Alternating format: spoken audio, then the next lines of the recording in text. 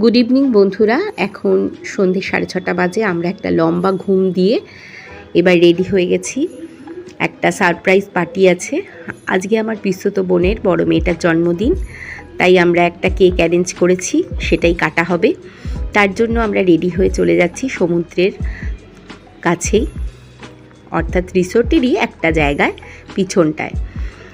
দেখুন বাইরেটা কত সুন্দর লাগছে। এই যে চলে এসেছি, কেক কাটা হচ্ছে।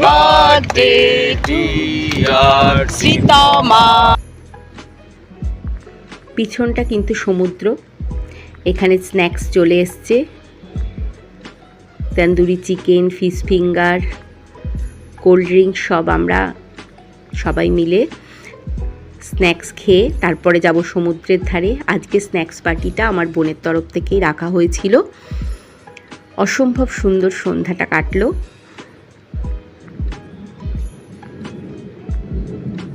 সবাই খাওয়া দাওয়া সেরে তারপর আমরা সবাই মিলে যাব সমুদ্রের ধারে। বাচ্চারা পার্কে যাবে। এখানে আবার একটা গেমিং রুম আছে, সেখানে বাচ্চারা গেম খেলতেও গেছিল। যাই হোক, আমরা এখন চলে এসেছি সমুদ্রের ধারে। দেখুন সমুদ্রের পাড়টা অন্ধকার, আর দূরে যেগুলো দেখা যাচ্ছে ওখানে আমার রিসর্ট রয়েছে, আর সমুদ্রের ধারের দোকানগুলোতে আলো জ্বলছে। তারপর আমরা চলে এসেছি রাত্রিবেলা ডিনার সারতে। আজকে ডিনারেও ছিল অনেক সুন্দর সুন্দর খাবার দাবার। ফ্রাইড রাইস ছিল, তন্দুরি রুটি ছিল, তারপরে ছিল স্টাফ পটেটো, ডাল মাখনি আর মটন কষা। লাস্টে ছিল ম্যাঙ্গো আইসক্রিম। দারুণ খাওয়া দাওয়ার অ্যারেঞ্জমেন্ট ছিল। সবারই খাবার দাবার খুব ভালো লেগেছে, সেটাই আমি ওদেরকে একবার করে জিজ্ঞাসা করে নিলাম।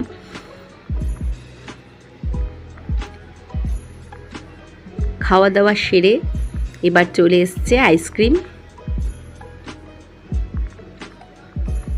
তারপর আমরা চলে যাব রাত্রের ঘুমাতে।